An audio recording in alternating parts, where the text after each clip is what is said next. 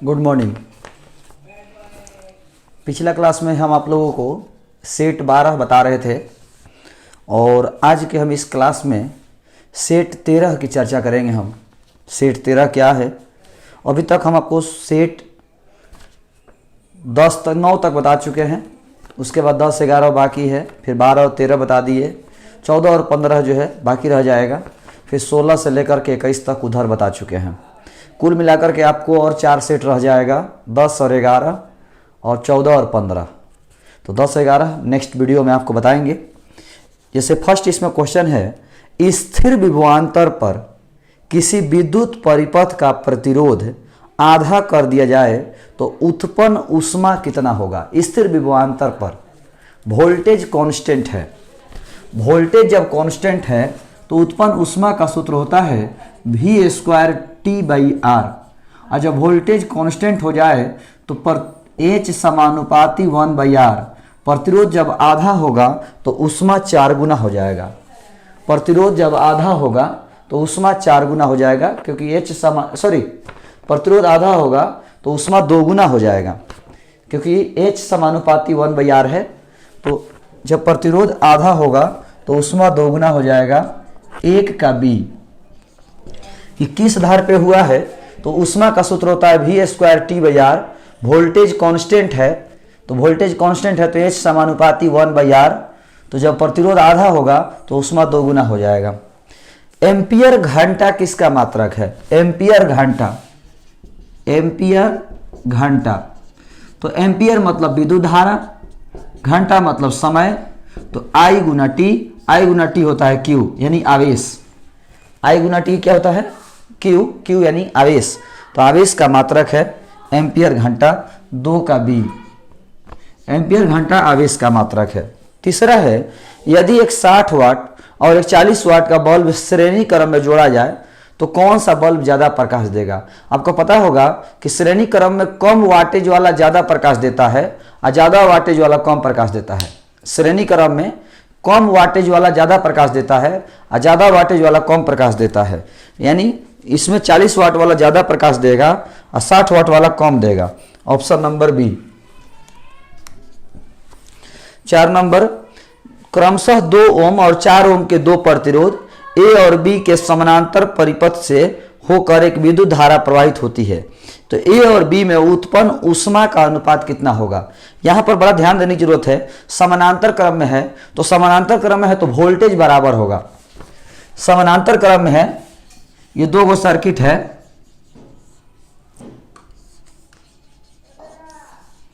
ये 2 ओम का है और ये 4 ओम का है।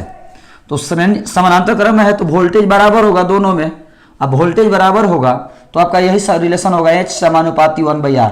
तो H समानुपाती 1/R यानी H1/H2 equal to R2/R1। H1/H2 equal to R2/R1 यानी 4/2। 4/2 यानी 2:1। Option number A. ये जरूर याद रखिएगा कि समानांतर क्रम है तो वोल्टेज बराबर होगा। अब वोल्टेज बराबर होगा तो ये रिलेशन लागू होगा। श्रेणी क्रम में होता तो धारा समान होता, और श्रेणी क्रम में होता धारा समान होता तो ये सूत्र लागू होता। श्रेणी क्रम में ये वाला सूत्र लागू होता, यानी H1/H2 इक्वल टू R1/R2। श्रेणी क्रम में होता तो ये रिलेशन लागू होता, और समानांतर क्रम में है तो ये वाला रिलेशन लागू होगा। ये जरूर याद रखिएगा। श्रेणी क्रम में होता तो ये रिलेशन लागू होता, समानांतर क्रम में है तो ये रिलेशन लागू होगा। 60 वाट और 40 वाट के 2 बल्ब श्रेणी क्रम में जोड़े गए हैं तो उनकी समतुल्य शक्ति क्या होगी। तो यंत्र की शक्ति का समूहन पढ़ाए थे हम। यंत्र की शक्ति का समूहन कि आपका 60 वाट और 40 वाट के 2 बल्ब श्रेणी क्रम में है तो 1/P बराबर 1/P1 प्लस 1/P2। तो 1/P बराबर 1/60, तो 40 प्लस 60 यानी 24 हो जाएगा इसका आंसर। ऑप्शन नंबर डी, 5 का डी। 1/P बराबर 1/P1 प्लस 1/P2। 1/P बराबर 1/P1 प्लस 1/P2। इस बार पिछला साल एक भी न्यूमेरिकल नहीं पूछा गया था, तो हो सकता है कि इस बार भी एक भी न्यूमेरिकल ना पूछे। ऑब्जेक्टिव में भी। फिर भी देखिए 6 नंबर, 5 ओम प्रतिरोध के एक तार से जिसका विभवांतर 7 वोल्ट है 20 मिनट तक धारा प्रवाहित होती है, उत्पन्न ऊष्मा कितना होगा। यह जरूर ध्यान रखिएगा, श्रेणी क्रम में है तो ये रिलेशन लागू होगा, समानांतर क्रम में है तो ये रिलेशन लागू होगा।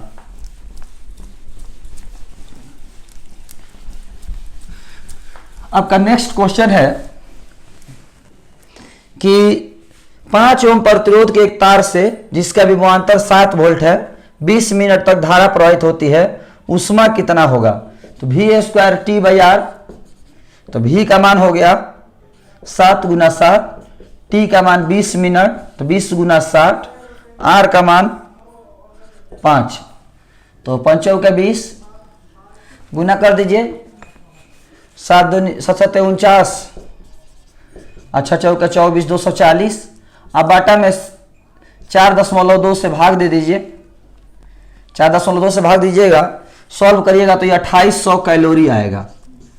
अब एक सवाल आ सकता है आप लोगों का कि सर 4.2 से भाग क्यों दिए, तो इसको गुना कीजिएगा तो जूल में आएगा, इसको गुना कीजिएगा तो जूल में आएगा, और जूल को कैलोरी में बदलने के लिए 4.2 से भाग दिया गया है, तो 2800 कैलोरी, 6 का डी। किसी परिपथ का वह गुण जो विद्युत ऊर्जा को ऊष्मा ऊर्जा में बदल देता है, यानी जिस गुण के कारण विद्युत ऊर्जा ऊष्मा ऊर्जा में बदलता है, जिस गुण के कारण विद्युत ऊर्जा ऊष्मा ऊर्जा में बदलता है उस गुण को क्या कहते हैं, तो प्रतिरोध। जिस गुण के कारण विद्युत ऊर्जा ऊष्मा ऊर्जा में बदलता है उस गुण को हम प्रतिरोध कहते हैं।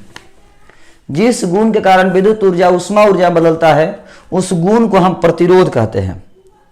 8 नंबर, विद्युत परिपथ की शक्ति होती है, विद्युत परिपथ की शक्ति होती है। विद्युत परिपथ की शक्ति का सूत्र होता है P = I² × R, P = V² R, P = V × I। ये 3 सूत्र है, इसमें से देख लीजिए, तो V² R 8 का C। 9 नंबर देखिए, धात्विक चालकों का तापमान बढ़ने से उनके प्रतिरोध पर क्या प्रभाव पड़ेगा। धात्विक चालकों का तापमान बढ़ने से प्रतिरोध पर क्या प्रभाव पड़ेगा। तो आपको पढ़ाए हैं कि धातु में अल्फा का मान धनात्मक होता है तो तापमान बढ़ने से उनके प्रतिरोध का मान बढ़ जाएगा। धातु में अल्फा का मान धनात्मक होता है जिससे तापमान बढ़ेगा तो प्रतिरोध का मान बढ़ जाएगा। ऑप्शन नंबर बी, 9 का बी। 10 नंबर देखिए, किसी विद्युत परिपथ का वह गुण जो विद्युत ऊर्जा को ऊष्मा ऊर्जा में अच्छा ये तो पहले भी मिला है। 10 नंबर क्वेश्चन और 7 नंबर क्वेश्चन एक ही है, रिपीट हो गया है। 10 का डी रिपीट हो गया, सेम क्वेश्चन। 11 नंबर, विद्युत हीटर में जिस पदार्थ का उपयोग किया जाता है वो नाइक्रोम के तार है। विद्युत हीटर में नाइक्रोम का, जर्मन सिल्वर का, यूरेका का, कॉन्स्टेंटन का इस्तेमाल होता है। तो 11 का डी। 12 नंबर देखिए, किसी मकान में 2 बल्ब ए और बी में से ए अधिक प्रकाश देता है। बात को समझिएगा थोड़ा सा। मकान में मतलब समानांतर क्रम समूहन में, मकान में मतलब समानांतर क्रम समूहन में, मकान में मतलब समानांतर क्रम समूहन में। चलिए देखते हैं इस प्रश्न को। मकान में मतलब समानांतर क्रम समूहन में 2 बल्ब है ए और बी, समानांतर क्रम समूहन में 2 बल्ब है ए और बी, समानांतर क्रम समूहन में 2 बल्ब है ए और बी, जिसमें बी जो है, ए जो है अधिक प्रकाश देता है। कह रहा है कि ए जो है ज्यादा प्रकाश देता है, तो ए ज्यादा प्रकाश देता है मतलब ए को पावर ज्यादा मिल रहा है और बी को पावर कम मिल रहा है।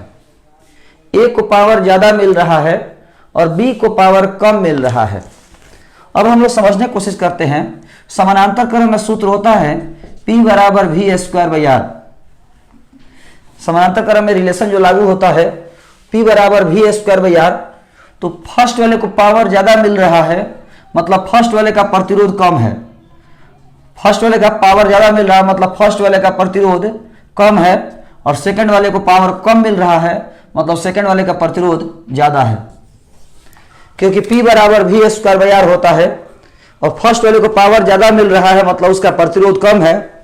और फर्स्ट वाले का पावर प्रतिरोध, सेकंड वाले को पावर कम मिल रहा है, मतलब सेकंड वाले का प्रतिरोध ज्यादा है।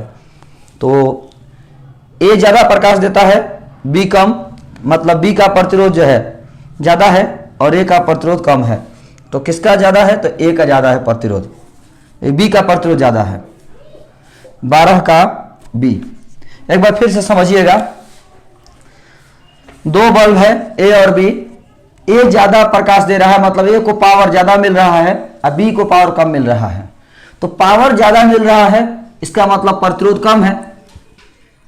पावर ज्यादा, यही सूत्र लागू होता है समानांतर क्रम में। समानांतर क्रम में यही रिलेशन लागू होता है। तो A को पावर ज्यादा मिल रहा है, मतलब A का प्रतिरोध कम है, उल्टा है। अब B को पावर कम मिल रहा है, मतलब B का प्रतिरोध ज्यादा है। तो B का प्रतिरोध ज्यादा है और A का प्रतिरोध कम है। 13 नंबर, दो बल्ब क्रमशः 15 वाट 220 वोल्ट, दूसरा 60 वाट 220 वोल्ट की क्षमता के हैं। उनका फिलामेंट के प्रतिरोध का अनुपात कितना होगा? बहादुर, सिंपल सी बात दिया हुआ है, आप समझने की कोशिश करें। P बराबर V स्क्वायर बाई आर दिया हुआ है, तो P भी दिया है और V भी दिया है, R निकल जाएगा। तो R बराबर V square by P, R बराबर V स्क्वायर बाई P। तो पहला वाला बल्ब का 220 गुना 220 अब बटा में 15, पहला वाले बल्ब का। और दूसरा वाले बल्ब की बात करें तो 220 गुना 220 अब बटा में 60, V स्क्वायर बाई P। 220 गुना 220 बटा में 60, 220 कट जाएगा, 60 चल जाएगा ऊपर, 60 बटा में 15 40, 60 बटा 15 4:1, 60 बटा में 15 4:1। फिर से एक बार, P बराबर V स्क्वायर बाई आर, तो R बराबर V स्क्वायर बाई P। तो फर्स्ट वाले का 220 गुना 220 बटा 15 और सेकेंड वाले का 220 गुना 220 बटा में 60, दोनों का अनुपात निकाल दीजिए, कोई बड़ी बात नहीं है। 4 नंबर प्रश्न, 1 ओम प्रतिरोध वाले एक समरूप तार को 4 बराबर टुकड़ों में बांटकर उन्हें समानांतर क्रम में जोड़ दिया जाए तो संयोग का तुल्य प्रतिरोध कितना होगा? यह प्रश्न हम आपको कल भी बनवाए थे कि 1 ओम प्रतिरोध है, उसके 4 बराबर टुकड़ों में काट करके समानांतर क्रम में जोड़ दिया गया है। तो सूत्र होता है R2